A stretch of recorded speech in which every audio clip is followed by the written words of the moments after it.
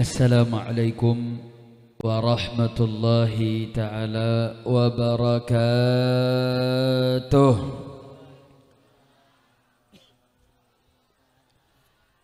Alhamdulillahi rabbil alamin, wassalatu wassalamil atammanil akmalanil adwamanil mutalaziman على سيدنا وحبيبنا وشفيعنا وقرة أعيننا نبينا محمد وعلى آله الطاهرين وأصحابه الغر الميامين ومن تبعهم بإحسان إلى يوم الدين. أشهد أن لا إله إلا الله وحده لا شريك له وأشهد أن سيدنا محمدا عبده ورسوله وصفيه وخليله أرسل رسوله بالهدى ودين الحق ليظهره على الدين كله ولو كره الكافرون. وفي هذه المناسبة السعيدة المباركة لا أنسى أن أوصيكم جميعا ونفسي المذنبة بتقوى الله وبطاعة رسول الله صلى الله عليه وسلم، فنسأل الله تعالى أن يجعلنا جميعا من المتقين ويدخلنا جنته جنة النعيم بحق سيد المرسلين والحمد لله رب العالمين. تقبل الله منا ومنكم فتقبل يا كريم. Kepada para habaib, para alimil ulama, para tokoh, para kasapuhan, wabil khusus kepada yang sama kita muliakan, yang tadi telah menyampaikan mau'izatul hasanahnya guru kita bersama Al-Habib Hasan selaku Ketua DPD FPI Banten. Begitu juga hadir bersama kita Ketua PRI Pusat Ustadz Jordan serta seluruh jajaran FPI dari DPD FPI Banten, DPW-nya, DPC-nya dan seluruh sayap juang, terkhusus kawan-kawan dari relawan batik, dan tak lupa salam penghormatan kepada Ketua Forum Silaturahmi RT Kenanga yaitu Bang Edi dan jajaran, dan seluruh para tokoh, orang-orang tua yang kita doakan. Mudah-mudahan orang-orang tua kita, guru-guru kita, mudah-mudahan Allah Subhanahu wa taala panjangkan umurnya dalam taat beribadah kepada Allah, disehatkan badannya, diberkahi kehidupannya, dimudahkan segala urusannya, dijaga zahir batinnya, amin ya rabbal alamin. Dan tak lupa salam penghormatan kepada para panitia yang telah bersusah payah mensukseskan acara pada malam hari ini. Begitu juga kepada yang telah memberikan sumbangsihnya baik secara moral maupun material atas terlaksananya acara malam hari ini. Mudah-mudahan semua yang memiliki sumbangsih, mudah-mudahan Allah lipat gandakan ganjarannya di sisi Allah Subhanahu wa taala, amin ya rabbal alamin. Dan salam istimewa kepada para hadirin wal hadirat, kaum muslimin, kaum muslimat. Mudah-mudahan kumpulnya kita di tempat ini, mudah-mudahan Allah Subhanahu wa taala mengampuni dosa-dosa kita. Mungkin yang punya dosa dikit banget orang sini nih. Saya mau tanya, kita manusia apa malaikat? Manusia apa malaikat? Kalau manusia punya dosa gak? Punya apa banyak? Punya apa banyak? Berarti kalau doa diampunin dosa harusnya yang amin banyak, betul? Betul? Tapi kok yang amin dikit? Ya diulang dah, doanya diulang. Mudah-mudahan Allah Subhanahu wa taala dengan hadirnya kita dalam pengajian di malam hari ini, Allah Subhanahu wa taala mengampuni dosa-dosa kita, mengabulkan hajat-hajat kita, memudahkan segala urusan kita.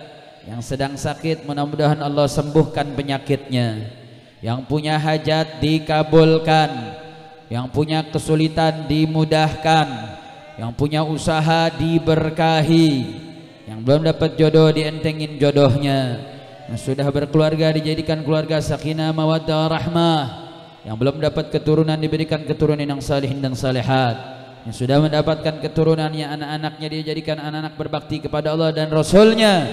Dan kita semua mendapatkan syafaat dari Nabi kita Sayyiduna Muhammad sallallahu alaihi wasallam. Amin ya rabbal alamin. Ibadallah, malam hari ini kita acara rawahan. Itu satu acara momentum di mana kita sudah memasuki bulan Sya'ban. Tepatnya sudah tanggal 8 Sya'ban. Artinya tinggal 21 atau 20 hari lagi kita akan menyambut bulan suci Ramadan. Bulan Sya'ban ini kata Nabi sendiri yang menyampaikan, bulan yang banyak orang lupa, bulan yang banyak orang melalaikannya, bulan yang banyak orang tidak menggubrisnya untuk mengisi dengan rangkaian ibadah. Kenapa? Karena Sya'ban gak seperti bulan Rajab. Rajab itu syahrul haram.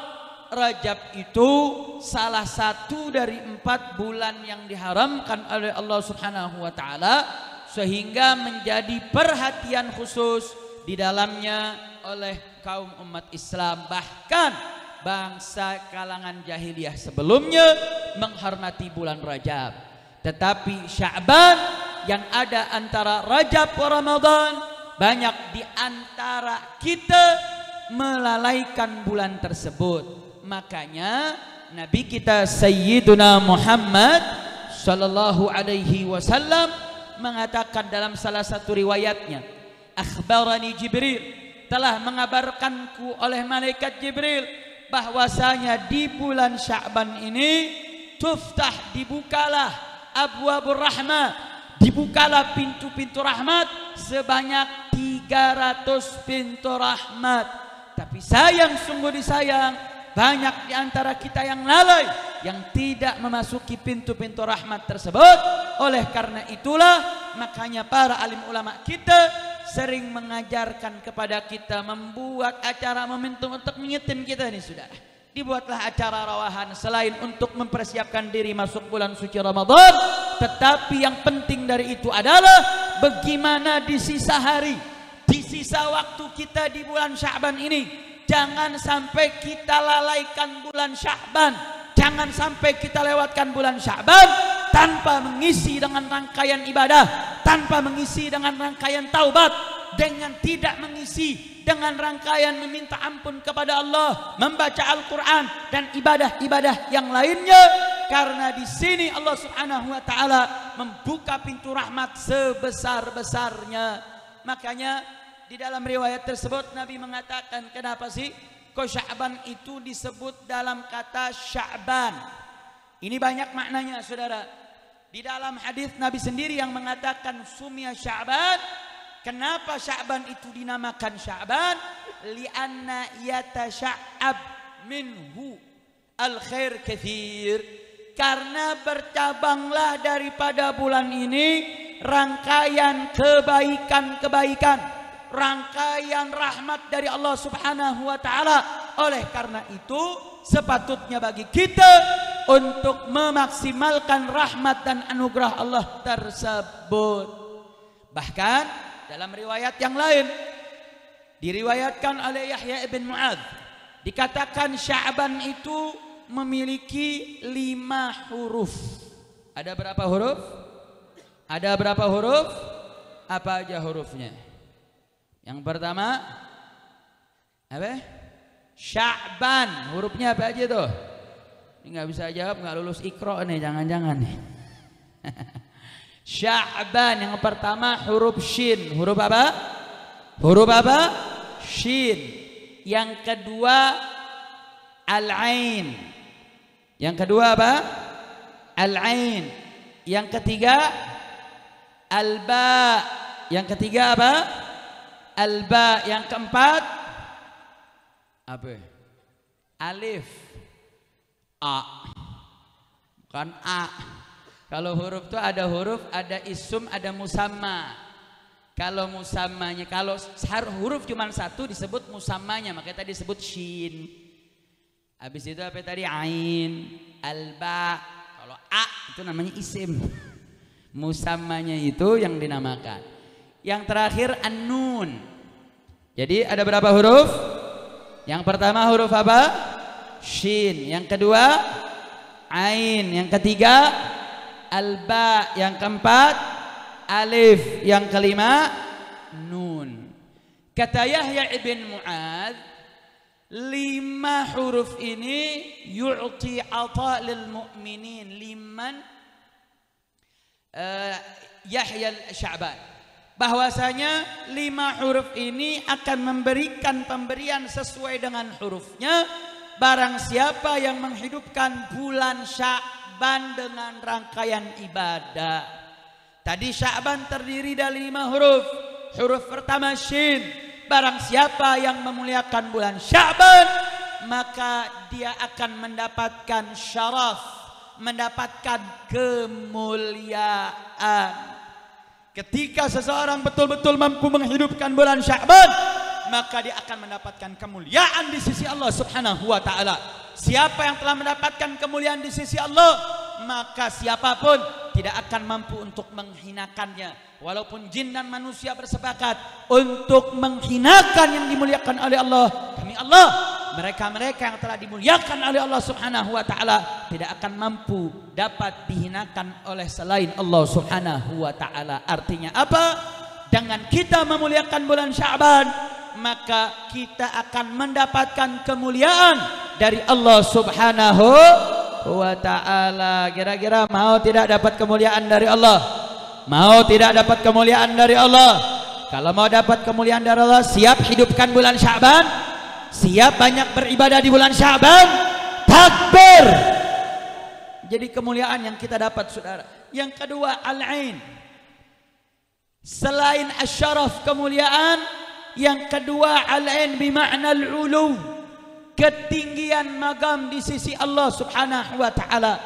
Ketika kita betul-betul mendedikasikan waktu kita di bulan Sya'ban dengan mengisi dengan rangkaian ibadah, maka Allah Subhanahu wa taala akan mengangkat derajat kita, akan mengangkat kesulitan kita, akan mengangkat kedudukan kita di sisi Allah Subhanahu wa taala. Bukan sekedar mulia, tapi kemuliaan yang tinggi bagi mereka yang memuliakan bulan Sya'ban.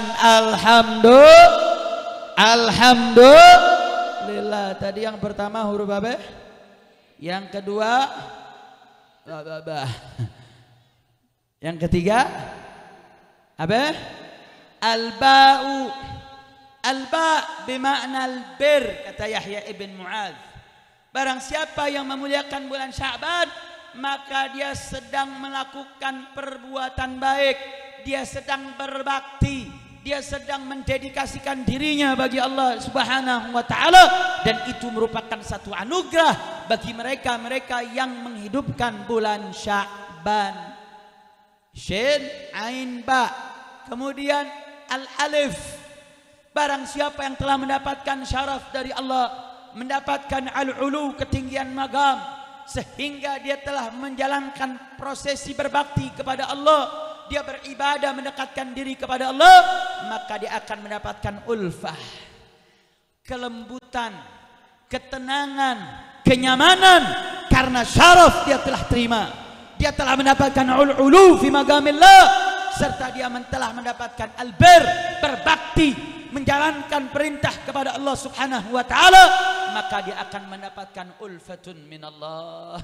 Dia mendapat kelembutan dari Allah.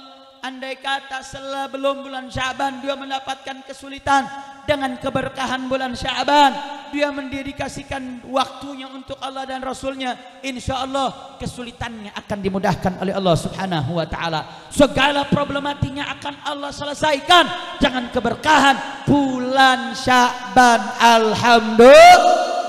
yang terakhir An-Nun, yaitu nurun minallah, cahaya dari Allah. Dengan cahaya tersebut akan menyinari segala kegelapan kehidupannya, menyinari segala kesulitan dalam hidupnya. Artinya apa? Sya'ban, bulan yang Allah persiapkan untuk umat Nabi Muhammad SAW. Kenapa? Karena Sya'ban ini bulan yang diidhafahkan kepada Nabi Muhammad SAW. Makanya dalam salah satu riwayat Sayyidina Anas ibn Malik, Nabi SAW mengatakan membandingkan 3 bulan. Ada 3 bulan yang Nabi kalau masuk dari bulan Rajab, Nabi selalu berdoa, Allahumma barik lana fi Rajab wa Sya'ban wa ballighna Ramadan. Nabi mengatakan kemuliaan bulan Rajab itu seperti perbandingan kalamullah dengan kalam ghairullah. Perbandingan Rajab dengan bulan-bulan yang lain itu seperti perbandingan antara kalam Allah dengan kalam selain Allah Subhanahu wa taala.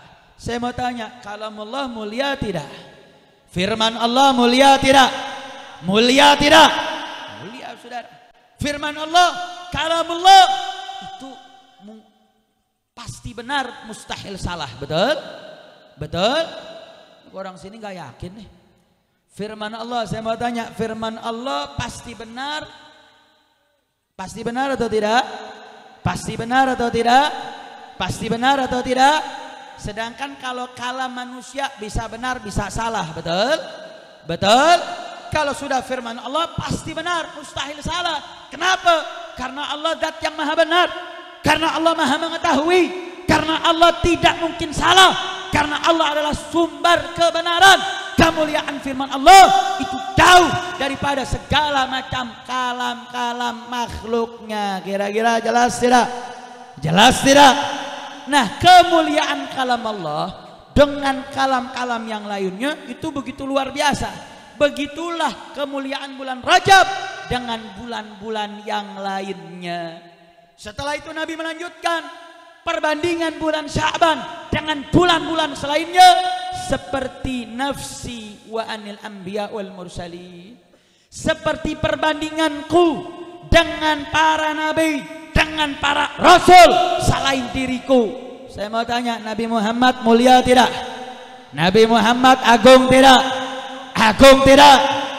Nabi Muhammad SAW adalah Nabi Sayyidul Mursalin, pimpinan para rasul. Nabi Muhammad Sayyidul Anbiya, pimpinan para nabi. Dan kemuliaan Nabi Muhammad adalah kemuliaan yang tiada tara, kemuliaan yang tidak ada bandingannya. Karena dari cahaya Nabilah diambil untuk diciptakan langit dan bumi. Dari cahaya Nabilah diciptakan beserta isi-isinya. Dengan kemuliaan Nabi Muhammad SAW diciptakanlah Nabi Adam Abul Bashar. Kemudian lanjut dengan para nabi-nabi yang lainnya sampai nabi kita Sayyiduna Muhammad sallallahu alaihi wasallam. Artinya apa, Saudara?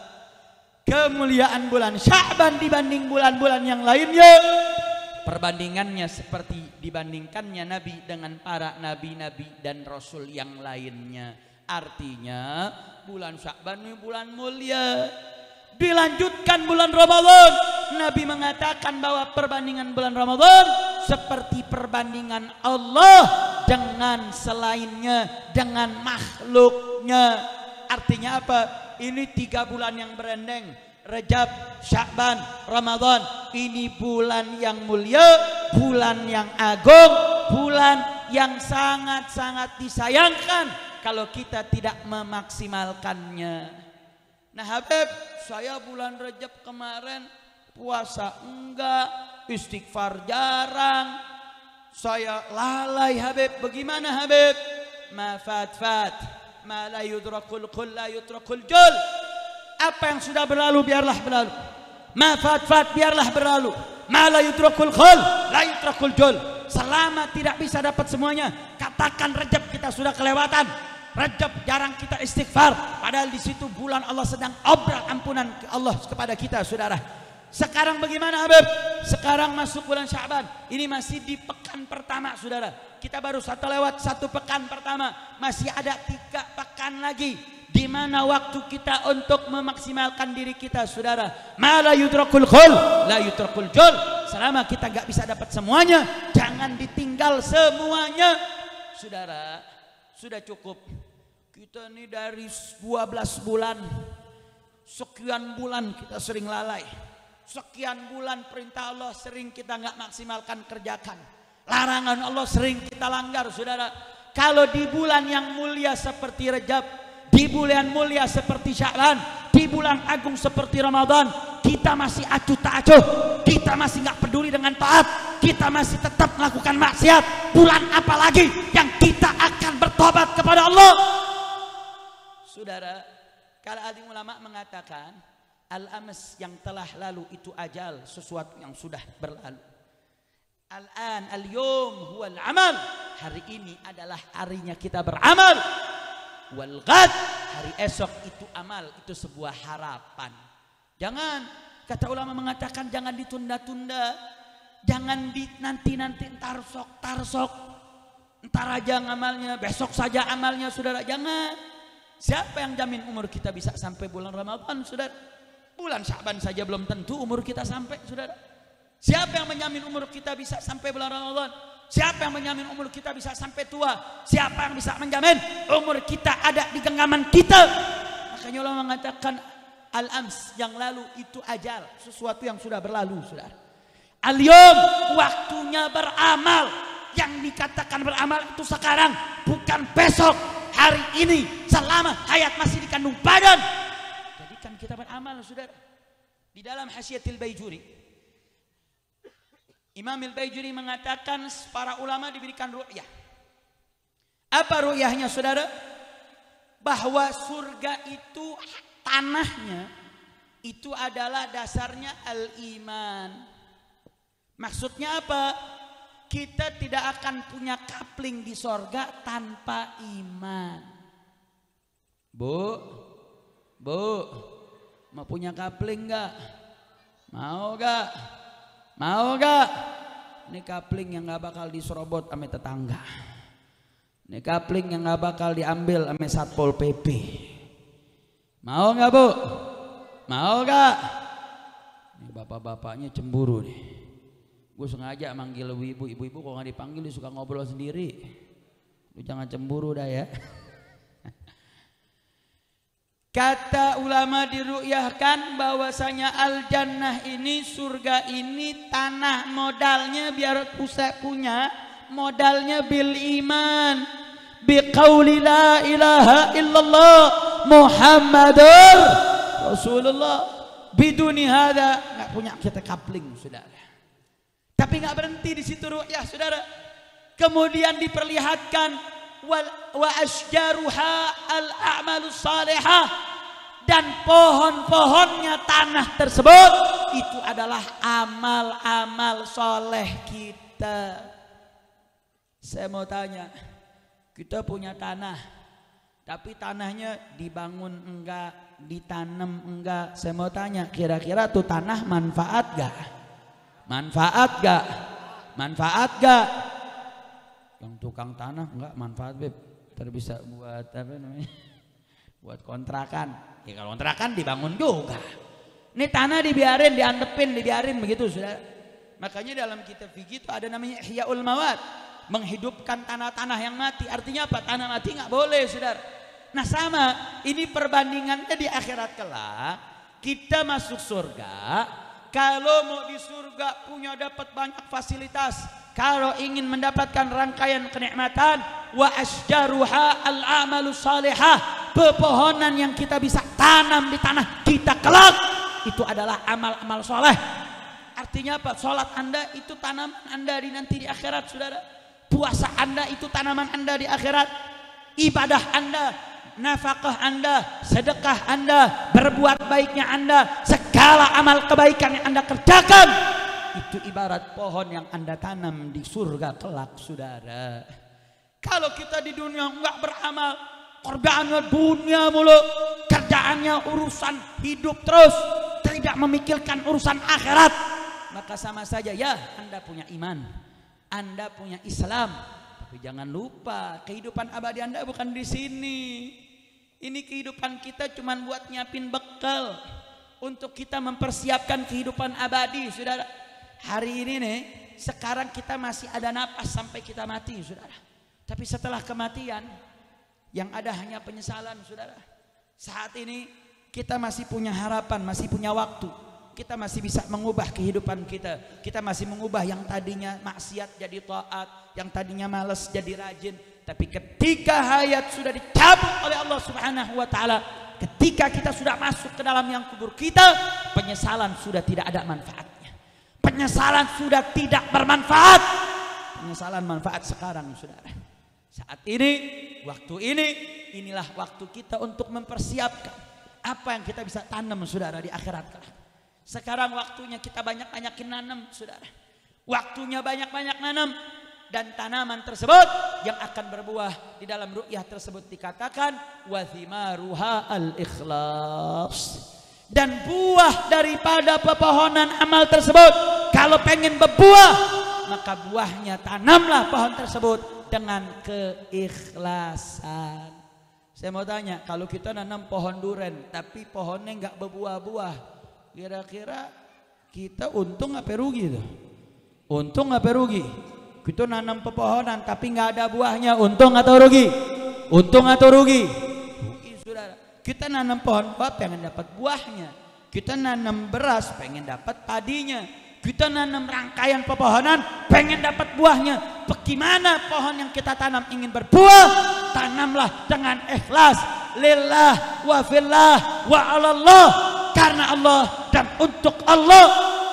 Itulah yang akan menghasilkan segala amal ibadah kita yaumul qiyamah kelak.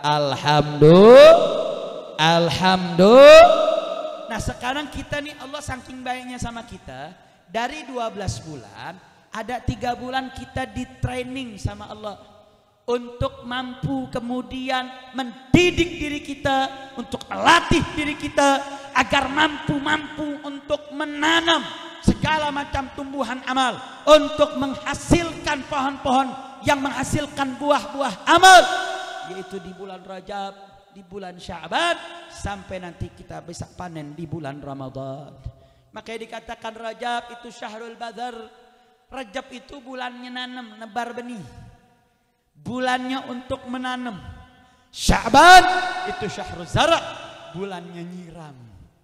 Ramadan syahrul hasad, bulannya panen.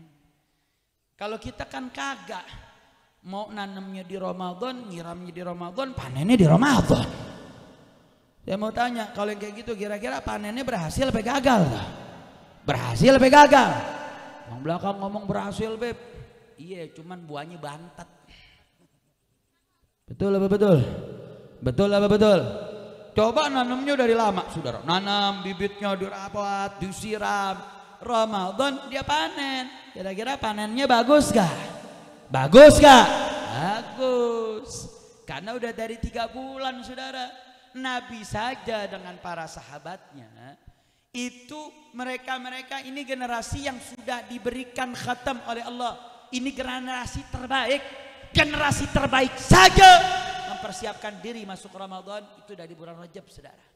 Bahkan para ulama salaf itu kalau udah masuk bulan Sya'ban, ini dikatakan Sya'ban itu disebut juga syahrul qurra, bulannya para pembaca Al-Quran. Mereka sudah masuk bulan Sya'ban, mereka yang punya ladang mereka berhenti dari berladang, saudara. Mereka yang punya toko mereka tutup tokonya, saudara. Untuk apa? Inqabba 'alal Qur'an. Mereka duduk di hadapan Al-Quran, mereka baca Al-Quran, bahkan mereka yu'azzi ba'duhum ba'da, mereka berikan takziah sesama lain, saudara. Kalau di antara mereka cuman ngandelin baca Qurannya, setiap habis maghrib cuman baca Yasin, malamnya baca Waqiah, subuhnya baca surat Al-Fatah, dia cuman ngerutin ini tuh. Saya baca Quran enggak? Baca. Tapi bacanya itu tadi tuh, baca Yasin kalau maghrib. Oh itu tuh baca Waqiah habis asar atau malam. Itu mereka mentakziahi orang, saudara. Gara-gara apa? Di bulan Sya'ban bacanya cuma Yasin doang. Di bulan Sya'ban nggak baca Quran, nggak menghatamkan Al-Quran, cuman bacanya surat-surat fadilah saja. Kalau baca surat itu bagus, saudara. Baca Yasin tiap maghrib, saya mau tanya, bagus tidak? Baca Yasin di setiap maghrib bagus tidak? Bagus tidak? bagus saudara. Yasin itu qalbul Quran. Oh baca Al-Waqiah ba'dal asar atau malam, bagus saudara. Baca surat Waqiah ba'dal asar atau malam hari saudara. Nabi menjamin gak punya kemiskinan. Itu bagus, bukannya jelek saudara. Baca surat Fatah, baca Tabarak, surat Tuhan kalau mau tidur. Oh itu surat-surat fadilah saudara. Surat-surat yang dianjurkan oleh Nabi untuk dibaca. Tetapi bagi para salaf, kalau itu di bulan-bulan lain gak apa-apa. Tapi kalau udah masuk bulan Sya'ban, udah masuk Syahrul Qurra, masih bacanya itu saja, nggak ada pertambahan, nggak menghatamkan Quran. Mereka mengatakan inna lillahi wa inna ilaihi raji'un. Mereka saling bertakziah saudara. Jadi orang dulu tuh takziah bukan cuma orang meninggal doang, enggak. Nih bulan Sya'ban nggak baca Quran, takziah saudara. Kalau ada yang ketinggalan sholat berjamaah ditakziahin saudara. Kalau sekarang kan anak muda enggak. Kalau klub bolanya meninggal tuh baru disebut takziah dah. Oh kalau tim bolanya jagoannya kalah tadi malam, innalillahi wa inna ilaihi raji'un. Oh The Jack sama Viking main, yang menang Viking, The Jack innalillahi wa inna ilaihi raji'un. Saudara, makanya ketika kita kemudian jauh dari para salaf, kita jauh downgrade-nya kita jauh saudara. Turun grade-nya tuh jadi turunnya menjadi jauh saudara. Makanya dengan momentum relahan seperti ini, yuk mari kita lihat di bulan Sya'ban, bulan yang mulia, bulan yang agung, bulan yang sempurna. Jangan sampai kita terlewatkan anugerah dari Allah Subhanahu wa taala. Makanya semua yang hadir di sini siap muliakan bulan Sya'ban. Siap agungkan bulan Sya'ban. Siap isi Sya'ban dengan ibadah. Siap isi Sya'ban dengan meninggalkan segala maksiat. Takbir, takbir. Sallu ala nabi. Allahumma salli wa sallim wa barik alaihi wa ala alihi. Pertanyaannya Habib, amalan apa yang bagus dikerjakan bulan Sya'ban? Satu, di Sya'ban ini saudara, Sayyidah Aisyah mengatakan ahabbul syuhur inda Rasulullah sallallahu alaihi wasallam huwa syahrul Sya'ban. Bulan yang paling Nabi suka adalah bulan Sya'ban. Makanya di dalam hadis Nabi mengatakan Rajab syahrullah wa Sya'ban syahri wa Ramadan syahru ummati. Rajab itu bulannya Allah, Sya'ban itu bulanku kata Nabi, wa Ramadan syahru ummati, bulannya umatku. Makanya Sayyidah Aisyah mengatakan bulan yang paling Nabi suka, yang paling Nabi cinta setelah bulan Ramadan adalah bulan Sya'ban. Makanya Nabi Muhammad SAW muliakan betul ini bulan saudara. Nah kalau kita ngaku jadi umat Nabi Muhammad, ya muliakan dong. Nabinya saja memuliakan bulan ini, kenapa kok kita seakan acuh tak acuh saudara? Kita seakan-akan nggak menganggap ya ini bulan asal lewat sajalah.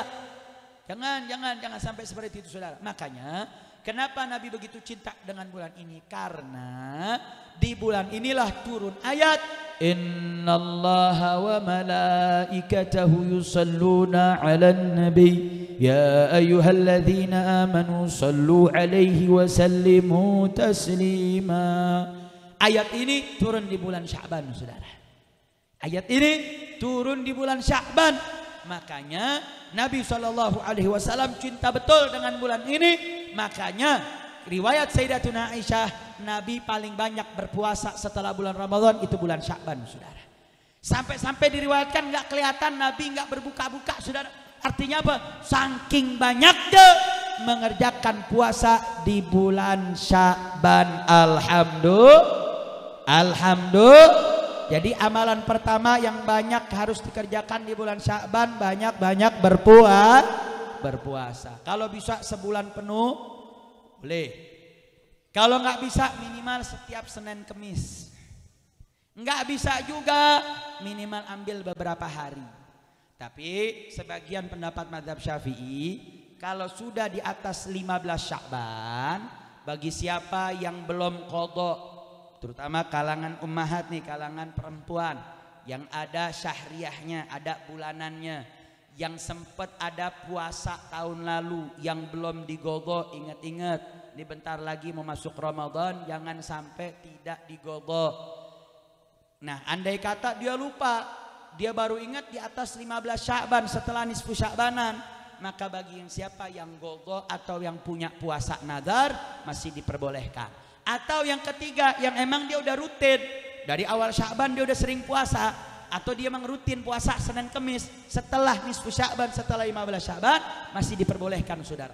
Adapun yang baru mau mulai, saya mau mulai puasa mau mulai puasa Sya'ban tapi baru mau mulainya setengah daripada bulan Sya'ban, sebagian ulama memakruhkan, melarang puasa di atas 15 Sya'ban. Bagi siapa? Tadi bagi yang bukan qadha, bagi yang bukan puasa nadar, bagi yang tidak ada, yang tidak punya kebiasaan. Tapi kalau tiga hal ini yang sudah rutin, dia biasa puasa Senin Kemis, dia biasa memang sudah puasa dari bulan Rajab misalkan, dia lanjutkan sampai Sya'ban saudara. Atau tadi yang punya nazar, maka di atas 15 Sya'ban ada pendapat-pendapat yang masih membolehkan. Kira-kira jelas tidak? Jelas tidak? Jelas tidak? Nah, ini sekarang masih tanggal 8, masih ada 7 hari yang mau puasa dari sekarang 7 hari boleh. Ini besok hari Senin nih. Niatin nanti puasa, niatnya apa? Puasanya niatnya satu, niat yaumul itsnin wa siyam li ta'dhim Sya'ban, atau niat siyam Sya'ban, enggak ada masalah. Itu menjadi salah satu amalan yang paling banyak Nabi kerjakan saudara. Kenapa? Kalau ulama mengatakan kenapa sih kok puasanya di bulan Sya'ban, bahkan Nabi sampai puasa full. Ini dikiaskan seperti kita sholat sunnah rawatib qabliyah ba'diyah. Ada qabliyah zuhur, ada ba'diyah zuhur.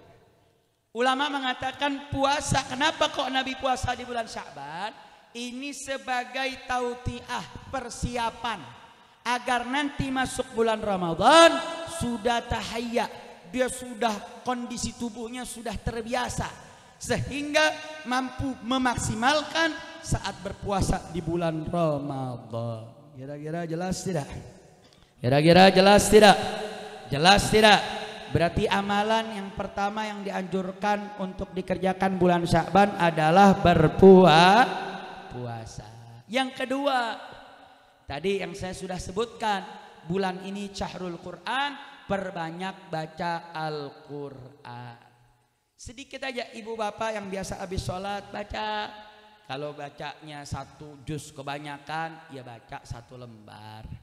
Baca 1 lembar juga masih berat, ya baca 1 kaca. 1 kaca juga masih berat, ya 1 ayat. Maksud 1 ayat berat juga.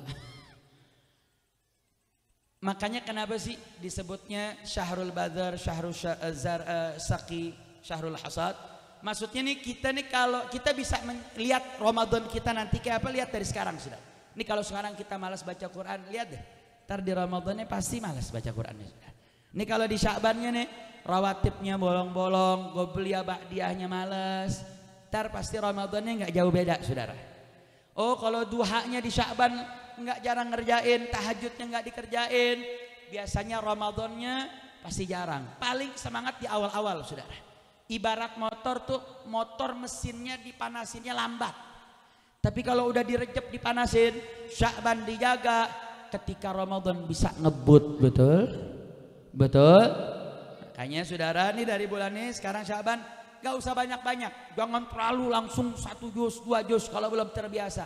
Dirutinin dulu, dirutinin, itu nanti akan menjadi kebiasaan sehingga nanti masuk bulan Ramadan bisa mulai meningkatkan saudara. Oh kalau di Sya'ban ini mulai baca 1 ayat meningkat jadi 3 ayat, ningkat jadi 1 kaca, ningkat jadi 1 halaman, terus 5 halaman sampai 1 juz dan seterusnya dan seterusnya.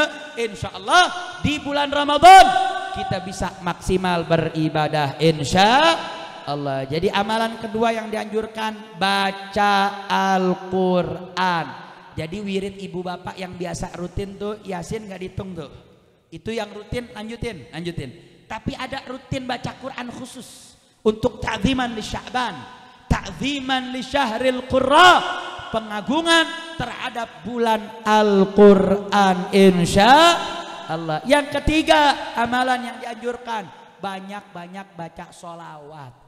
Karena ini bulannya Nabi Muhammad, bulannya diturunkan ayat innallaha wa malaikatahu yusholluna 'alan nabi, sehingga bulan ini bulan yang dianjurkan baca sholawat. Habib, sholawatnya baca sigohnya yang mana? Terserah. Mau baca sigoh apa saja boleh, yang sigoh yang diapal apa saja terserah, tapi baca sholawat diperbanyak di bulan Sya'ban, karena itu amalan yang termasuk yang menghidupkan daripada bulan Sya'ban insya Allah. Tapi saya mendapat satu riwayat Al-Habib Ali bin Hasan Al-Attas, cicit daripada sahib ratib Al-Habib Umar bin Abdurrahman Al-Attas, ketika malam nisfu Sya'ban. Nah, ini 7 hari lagi kita masuk nisfu Sya'ban, yang biasanya ibu bapak tuh di masjid atau di rumah baca Yasin 3 kali dengan 3 niat. Habib Ali bin Hasan di malam nisfu Sya'ban mendapat satu sighah salawat, yang mana Habib Ali bin Hasan beliau mengatakan, saya menjamin barang siapa yang menyebarluaskan salawat ini, mengamalkan salawat ini, maka akan mendapatkan keselamatan dunia dan akhirat, dan akan mendapatkan anugerah besar dari Allah Subhanahu wa ta'ala. Apa bentuk sighah salawatnya? Ayo sama-sama kita baca, kita lantunkan. Bismillahirrahmanirrahim. Allahumma salli ala Muhammad. Allahumma salli alaihi wa sallim.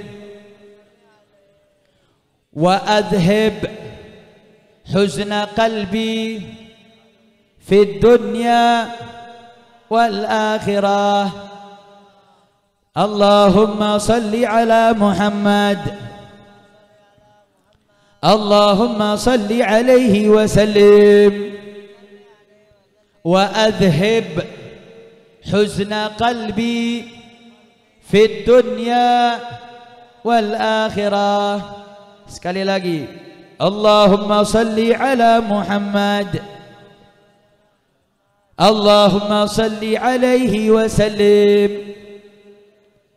Wa adhib huzna qalbi fid dunya wal akhirah. Sighah ini beliau dapat mulham dari Allah di malam nisfu Sya'ban. Beliau katakan baca sholawat ini dengan sighah tersebut di malam Jumat dan hari Jumat sebanyak 1000 kali.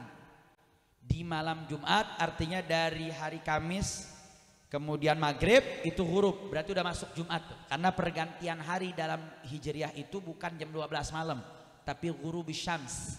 Ketika maghrib itu baru masuk hari Jumat, itu Lailatul Jumat, malam Jumat. Nah, baca sholawat dari situ tuh sampai asar hari Jumat.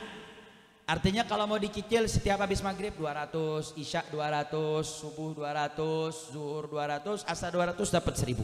Atau sekali duduk 1000, terserah. Saya dapat ini amalan yang paling Habib Ali bin Hasan ulang-ulang di beberapa kitabnya sudah. Habib Ali bin Hasan ini walil kutub, cicit daripada sahib ratib Habib Umar bin Abdurrahman Al-Attas. Dan mimba bitahadutsan bi ni'mah munzu an lazamtu hadhihi sholawat, semenjak Al-Fakir amalkan ini sholawat maknanya saya artikan tadi saudara. Allahumma sholli ala Muhammad, ya Allah limpahkanlah rahmat anugerahmu kepada Nabi Muhammad sallallahu alaihi wasallam. Allahumma sholli alaihi wasallim, dan limpahkanlah atasnya dan serta salam atasnya. Kemudian wa adhib, dan berkah sholawat, wa adhib, dan hilangkanlah huzna qalbi, kesedihan hatiku, fit dunya, baik kesedihan dalam urusan dunia wal akhirah, maupun kesedihan dalam urusan akhirat, dengan segala macam problematika. Bibarakati hadis salawat, subhanallah, saya menemukan banyak sekali Allah berikan kemudahan dan kelancaran dengan barakah salawat ini. Siapa yang mengamalkan, fabiha wa ni'mah.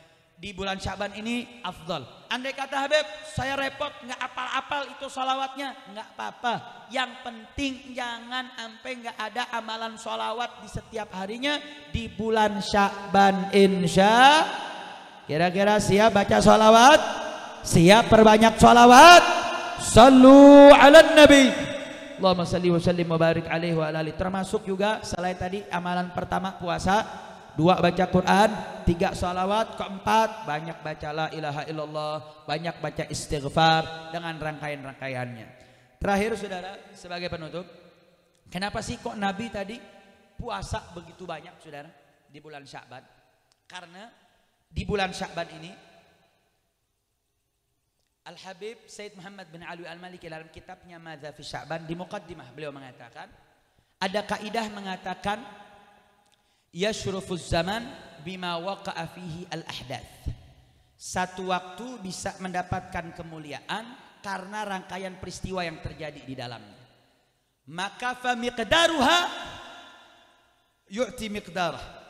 Sebesar apa kejadian-kejadian tersebut, sebesar itulah kita memberikan kemuliaan kepada waktu. Maka sebesar apa anugerah yang terjadi dalam peristiwa, sebesar itu pula kita menghormati waktu tersebut. Nah, di dalam bulan Sya'ban ini saudara, kenapa sih kok Nabi banyak berpuasa sampai full 1 bulan? Dalam riwayat saudara, karena di bulan ini banyak terjadi peristiwa. 1. Tahwilul Ka'bah atau kiblah. Perpindahan kiblat dari Masjidil Aqsa menuju Masjidil Haram itu terjadinya di bulan Sya'ban. 2. Raf'ul a'mal. Amal kita nih dilaporkan saudara. Pelaporan amal kita ada yang sifatnya harian, ada yang sifatnya pekanan, ada yang sifatnya tahunan. Kalau harian itu setiap zuhur. Setiap zuhur tuh amal kita tuh selama sepanjang malam sampai jam 12 siang itu catatan amalnya dilaporkan saudara. Disitulah yang dalam riwayat Nabi pernah mengatakan, hayati khairul lakum wa mamati khairul lakum. Hidupku itu baik untuk kalian dan matiku itu juga baik untuk kalian. Ketika dikatakan matinya baik untuk kalian, ketika aku melihat amalmu, ketika in ra'aitu khairan fahamidullah. Kalau aku lihat catatan amal kalian itu baik, maka aku bersyukur kepada Allah. Wa in ra'aitu syarran, kalau aku melihat di situ ada catatan buruk, maka istighfartu, aku memohonkan ampun kepada Allah untukmu. Ini ada pelaporan amal saudara. Jadi apa yang kita kerjain itu Nabi tahu. Kita berbuat baik Nabi tahu, kita buat jahat Nabi tahu saudara. Itu laporan catatan amal malaikat. Rakib dan atid yang mencatat setiap ucapan kita, mencatat setiap perbuatan kita, mencatat setiap detik tingkah laku kita. Setiap zuhur dilaporkan saudara. Itu yang harian. Ada yang pekanan. Pekanan itu tiap Kamis. Ada yang mengatakan riwayat Senin dan Kamis. Itu pekanan. Ada yang tahunan. Kalau tahunan kapan? Itu bulan Sya'ban saudara. Makanya Nabi mengatakan, kenapa aku berpuasa di bulan Sya'ban? Aku suka, aku cinta ketika amalku dilaporkan kepada Allah, aku dalam keadaan berpuasa. Artinya apa saudara? Ini Nabi yang sudah dijamin masuk surga oleh Allah Subhanahu wa taala, yang enggak punya dosa, yang maksum, masih memikirkan bagaimana amalnya diangkat oleh Allah Subhanahu wa taala. Dalam keadaan apa amalnya diangkat? Kok kita umatnya yang dosa banyak, Nabi bukan, maksum tidak. Gak pernah tuh saudara berpikir, ini amal saya diangkat dalam keadaan apa? Na'udzubillah min dzalik. Jangan-jangan sampai kita lagi bermaksiat, disitulah amal kita diangkat saudara. Na'udzubillah min. Jadi tahwilul qiblah atau tahwilul Ka'bah. Yang kedua raf'ul amal. Yang ketiga penetapan ajal. Jadi di Lauhil Mahfuz itu sudah tercatat siapa-siapa yang tahun ini akan meninggal saudara. Nah, pemindahan catatan tersebut oleh para malaikat, pencatatan tersebut, nama-nama yang akan meninggal pada tahun ini dicatat di saat bulan Sya'ban tersebut. Lagi-lagi Nabi juga ditanya, kenapa Nabi berpuasa? Nabi suka. Andai kata seandainya Nabi tahun itu dicatat namanya akan wafat, mudah-mudahan saat pencatatan tersebut aku dalam keadaan berpuasa. Artinya apa saudara? Berpuasa ini bukan sembarangan saudara. Artinya di dalam bulan Sya'ban ini banyak peristiwa-peristiwa tersebut dan ta'zimnya, ikramannya yaitu dengan cara berpuasa. Termasuk yang juga kenapa kemudian bulan Sya'ban ini menjadi bulan mulia, perlu diisi oleh rangkaian ibadah tadi, karena yang kelima ada turunnya ayat bersalawat kepada Nabi kita Sayyiduna Muhammad sallallahu alaihi wasallam. Ini semua tidak lain tidak bukan adalah dalam rangka untuk ta'ziman lillah. Bukan bicara soal hawaditsnya, sejarahnya, bukan soal waktunya, bukan. Sya'ban menjadi mulia bukan sekedar Sya'ban atau sejarah yang terjadi, bukan. Tapi karena ini semua para ulama ingin mengajak kita mengagungkan bulan Sya'ban, mengagungkan peristiwa di dalamnya, tujuannya adalah untuk mengagungkan Allah pemilik bulan Sya'ban, mengagungkan Allah pemilik perubahan Ka'bah kiblat tadi, pemilik daripada yang menurunkan daripada ayat Innallaha wa malaikatahu yusholluna 'alan nabi, dan seluruh peristiwa-peristiwa Isra Mi'rajnya, peristiwa nuzulul Qur'annya tidak lain tidak bukan adalah dalam rangka untuk memuliakan Allah Subhanahu wa taala. Makanya semua yang hadir di sini siap muliakan Allah, siap agungkan Allah, siap taat kepada Allah.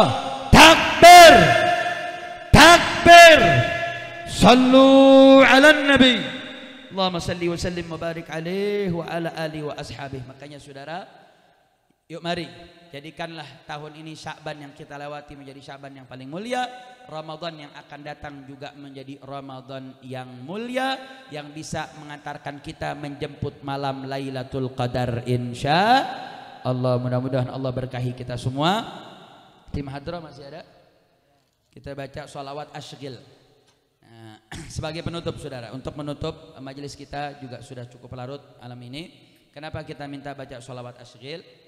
Sebagai penutup dan sebagai informasi, sebagaimana kita ketahui saudara, bahwasanya saat ini negeri kita Indonesia sedang pesta demokrasi, saat ini dalam proses perhitungan, dan saat ini yang beredar adalah quick count, yaitu perhitungan cepat. Tapi perhitungan cepat ini hanya mengambil 2.000 sampel TPS dari 800.000 TPS se-Indonesia.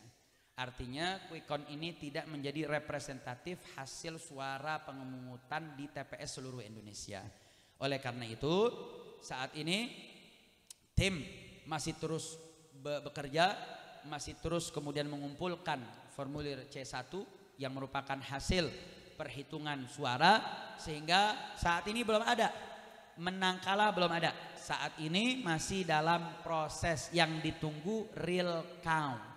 Real itu nyata, count itu perhitungan, artinya perhitungan yang akhir, perhitungan akhir yang nanti akan menentukan siapa yang menang, siapa yang kalah. Umat Islam, para alim ulama, semua yang dibawa gerbong ijtima ulama telah sepakat, telah berikrar bahwasanya selama pemilu berjalan dengan jujur, berjalan dengan adil, berjalan dengan terbuka, dan berjalan dengan bersih, maka kita akan menerima daripada hasil pemilu siapapun pemenangnya. Betul? Betul? Karena kita siap berkompetisi, artinya siap menang, siap kalah. Tetapi ketika pemilu ini terbukti dengan data dan fakta kalau tersebar rangkaian kecurangan, maka dengan data dan fakta tersebut, maka ini tidak bisa menjadikan pemilu ini berjalan dengan damai. Kenapa? Karena saya mau tanya rakyat Indonesia, kalau dicurangi pemilunya tidak jujur, pemilunya tidak adil, kira-kira rakyat marah tidak? Rakyat marah tidak? Marah saudara. Suara kita ini kan harus dihormati. Ini kan hak kita. Kok nggak sampai ke pusat saudara? Kenapa kok suaranya diselewengkan, dicurangkan, digelembungkan, atau malah dihilangkan? Ini merupakan satu hal yang bertentangan dengan undang-undang. Negara ini negara hukum. Negara ini punya dasarnya. Kalau ini bukan negara hukum, ini negara suka-suka, maka yang ngatur negara jangan cara suka-suka, yang nggak betul begini saudara. Ini bisa menyebabkan konflik di bawah, konflik horizontal. Artinya apa? Jaga pemilu dengan jujur dan adil. Selama pemilu jujur dan adil, maka kita rakyat Indonesia siap untuk menerima siapapun pimpinannya. Betul? Betul?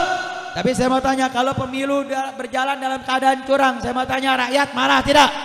Rakyat marah tidak? Marah, saudara. Ini namanya menginjak-injak hak rakyat. Ini yang sebenarnya tidak kita inginkan. Tapi sampai hari ini tim masih terus bekerja, masih mengumpulkan daripada data dan fakta, baik yang di Banten maupun di Jakarta, di seluruh Indonesia. Jadi sampai hari ini belum ada real count. Real count masih beberapa persen.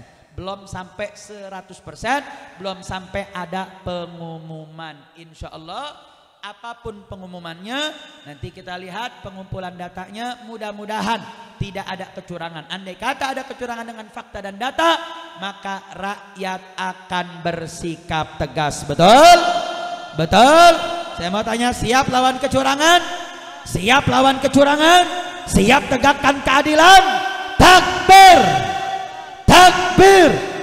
Sallu ala nabi. Allahumma salli wa sallim wa barik alaih wa ala alihi wa ashabih. Saudara, kenapa sih kok perlu ini kita tekankan? Karena hati-hati Pak Bu, kalau kemudian kita kecurangan ini kita tahu, kita biarkan, dan pemilu ini berjalan dengan curang, sehingga melahirkan pemimpin curang. Kalau melahirkan pemimpin curang, hati-hati.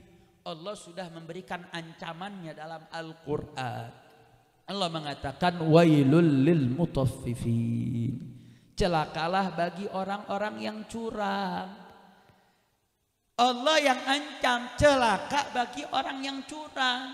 Kalau Allah sudah memberikan ancamannya, tidak ada satupun yang mampu untuk bisa melawan ancaman celaka dari Allah Subhanahu wa taala.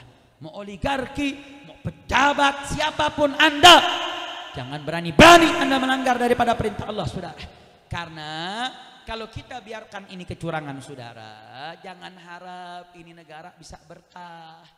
Jangan harap negara ini bisa turun rahmah. Kenapa? Lawang ancaman Allah dilanggar kok. Allah yang mengancam wailul lil mutaffifin, celaka bagi yang curang. Mau curang dalam dagang, mau curang dalam urusan duniawi, dalam muamalah, termasuk dalam kepemimpinan. Siapapun yang terlibat, saudara, mereka punya andil dalam kecurangan tersebut, mereka masuk dalam ancaman Allah. Hati-hati, saudara. Kalau ancaman manusia kita bisa kena, bisa enggak, tapi kalau ancaman Allah pasti kena, saudara. Dunia ini milik Allah, segala yang kita miliki ini milik Allah. Sehebat apapun kekuatan Anda, setinggi apapun kedudukan Anda, sekuat apapun pengaruh Anda, ketika Anda berhadapan dengan ancaman Allah, demi Allah Anda tidak akan pernah bisa selamat dari ancaman Allah. Ittaqullah. Saat ini Anda masih punya celah untuk bertobat, saudara. Siapapun, mau dari petugas KPPS-nya, saksinya, yang ada di KPU-nya, ittaqullah, takutlah kepada Allah. Jangan karena urusan uang semata, saudara. Jangan karena urusan jabatan, karena urusan dunia, saudara, Anda akan menyesalinya. Siapa yang jamin Anda bisa tobat, saudara? Anda makan duit rakyat, Anda menyebabkan gara-gara sikap Anda bersikap curang, membiarkan kecurangan, padahal Anda tahu itu curang, Anda mampu untuk mengubahnya, Anda diam 1000 bahasa. Ittaqullah. Mungkin Anda bisa menutup daripada orang di sekitar Anda, saudara, tapi Anda tidak bisa menutup dari catatan Raqib dan Atid. Kau tidak bisa terlepas dari Allah Subhanahu wa taala. Dan ingat, Sayyidina Ali bin Abi Thalib pernah mengatakan, "Inna a'zamal khiyanah khiyanatil ummah wa afdha'ul ghish ghishul a'immah." Sesungguhnya dosa yang paling besar adalah pengkhianatan terhadap umatnya Nabi Muhammad sallallahu alaihi wasallam. Berlaku curang dalam pemilu itu sedang mengkhianati umat, saudara. Dia sedang mengkhianati hak rakyat, ratusan juta hak rakyat Indonesia. Dia sedang curangi, saudara. Hati-hati. Anda jangan menganggap berlaku curang di pemilu, ini kan cuma urusan demokrasi, habib. Demokrasi kan nggak ada urusannya sama agama, nggak ada urusan masalah dosa dan pahala. Ini kan pesta demokrasi. Hati-hati, saudara. Semua tindak tanduk kita ada yang mencatat. Ini catatannya lebih canggih daripada CCTV. Orang zaman sekarang kan lebih takut CCTV daripada Allah, betul? Betul. Lagi nyolong lihat ya ada CCTV, ditaruh lagi. Ada CCTV. Ini lebih canggih dari CCTV, saudara. Dia bukan cuman bisa lihat apa, mendengar apa yang diucap, melihat apa yang dilakukan, tapi bisa dengar apa yang ada di hati kita, saudara. Hati-hati, ittaqullah, takutlah kepada Allah. Saat ini, kalau Anda adalah pelaku-pelaku kecurangan, kita sampaikan, buka, jangan sampai nanti kita mufaddah indallah, kita dipermalukan di hadapan Allah, dipermalukan di dalam kubur kita, sehingga kita menyesal satu hari nanti, saudara. Karena a'zamul khianah khianatul ummah. Sebesar-besarnya dosa pengkhianatan adalah pengkhianatan kepada umat. Kenapa? Karena mengkhianati umat Nabi Muhammad sama saja mengkhianati Nabi Muhammad. Mengkhianati Nabi Muhammad sama saja mengkhianati Allah. Ittaqullah, takutlah kepada Allah. Makanya di akhir Sayyidina Ali mengatakan inna afdha'al ghish ghishul a'immah. So menakutkannya tipuan kecurangan adalah tipuan dan kecurangan yang dilakukan oleh a'immah, oleh para penguasa. Makanya saudara, penguasa ini kalau mau buat kecurangan, penguasa kalau mau buat penipuan, paling jago, saudara. Dia penguasa, dia punya aparat, dia punya akses ke undang-undang, dia punya media, dia punya lembaga survei, dia punya segalanya. Dan itu yang paling menakutkan, kata Sayyidina Ali. Tapi saudara, sehebat apapun makar-makar musuh-musuh Allah, sehebat apapun makar musuh agama, bangsa dan negara, wa makaru wa makarallahu wallahu khairul makirin. Sehebat apapun makar mereka, wallahu khairul makirin, dan Allah sebaik-baiknya pembalas makar. Artinya hati-hati bagi para pelaku kecurangan. Andai kata Anda terlepas daripada pengawasan manusia, tapi Anda tidak bisa terlepas dari pengawasan Allah. Ittaqullah, takutlah kepada Allah. Insya Allah mudah-mudahan kita baca suratul Fatihah, kita niatkan mudah-mudahan para pelaku kecurangan pemilu 2024, mudah-mudahan Allah berikan taufik hidayah. Mereka bertobat dan mengaku dan membuka fakta dan data di depan umat. Amin ya Rabbal. Andai kata mereka tetap menutupi, mereka tetap kekeh, mudah-mudahan Allah berikan daripada balasan sebaik-baiknya balasan makarnya Allah Subhanahu wa taala. Dan mudah-mudahan Allah Subhanahu wa taala jadikan Indonesia negaranya mendapatkan pemimpin yang adil, pemimpin yang berkah, pemimpin yang cinta Allah dan Rasulnya, pemimpin yang bisa membawa Indonesia menjadi baldah thayyibah wa rabbun ghafur. Al-Fatihah ala hadratin Nabi Muhammadin sallallahu alaihi wasallam wa bi barakati syahr Rajab wa bi barakati syahr Sya'ban wa bi barakati Rasulillah sallallahu alaihi wasallam ala hadhihi niyah wa kulli niyatin salihah wa ala man wa as-salafuna salih li biladihim bi sirril Fatihah. A'udzu billahi minasy syaithanir rajim. Bismillahirrahmanirrahim. Alhamdulillahi rabbil alamin arrahmanir rahim maliki yaumiddin. Iyyaka na'budu wa iyyaka nasta'in ihdinas siratal mustaqim. Shiratal ladzina an'amta 'alaihim ghairil maghdubi 'alaihim waladdallin. Amin. Makanya kita tutup pakai sholawat asghil, biar nih orang yang zalim sama zalim Allah sibukin, dan Allah mengeluarkan kita orang-orang yang tidak zalim dalam keadaan salimin. Munsyidnya masih ada kan? Ya Allah. Ini bukan tenggorokan munsyid soalnya.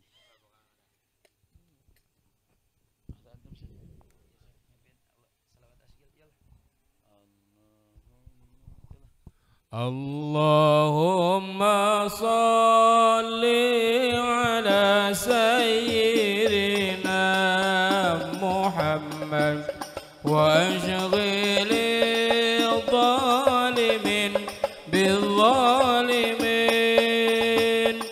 Allahumma salli ala sayyidina Muhammad وأشغل الظالمين بالظالمين وأخرجنا من بينهم سالمين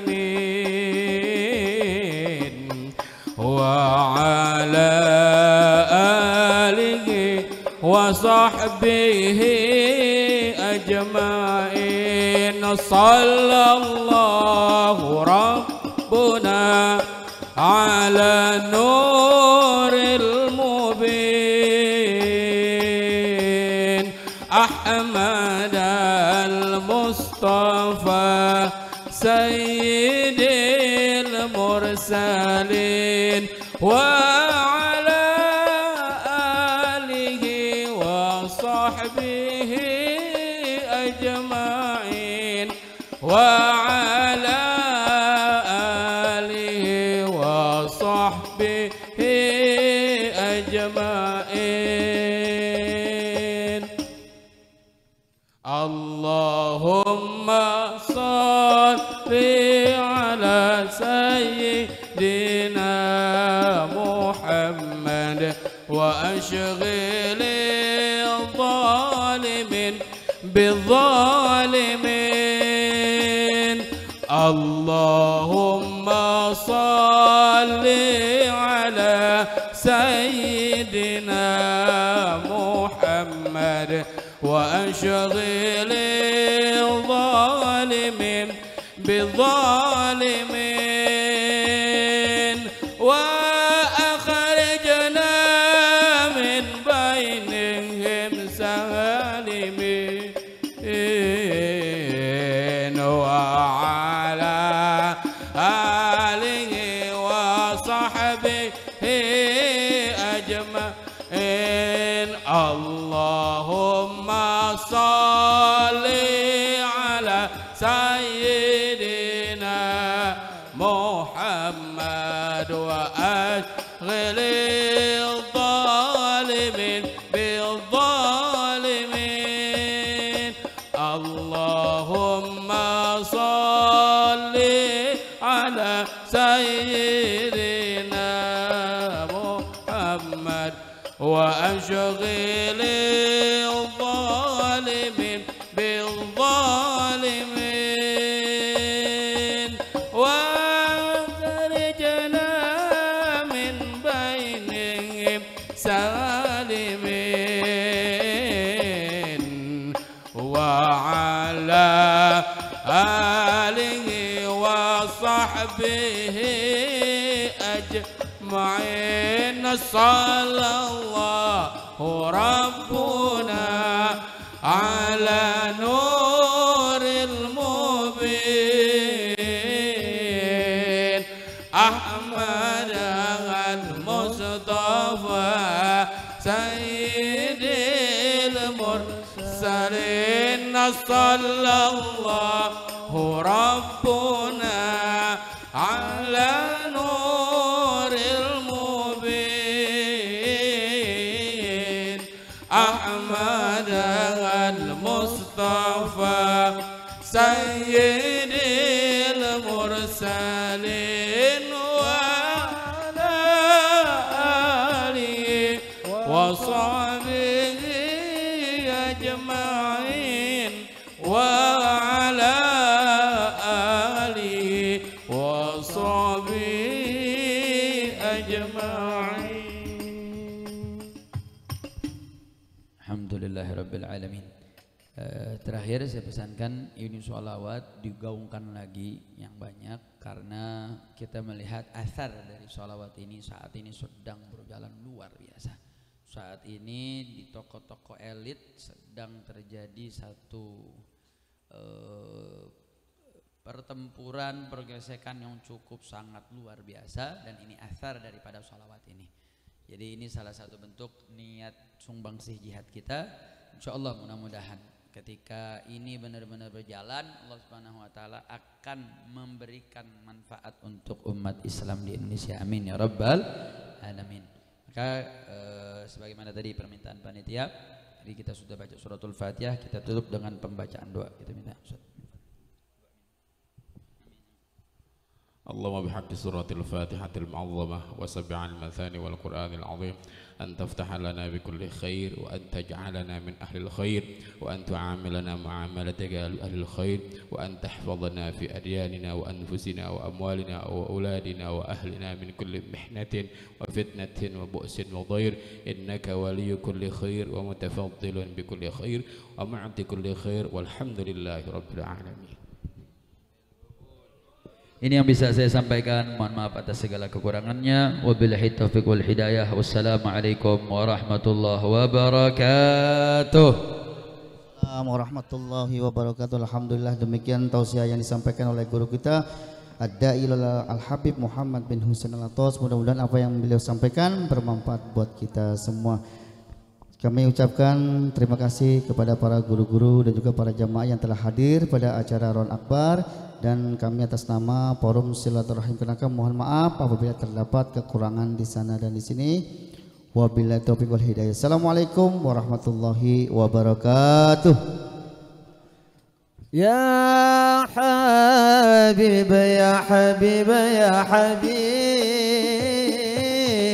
kaifa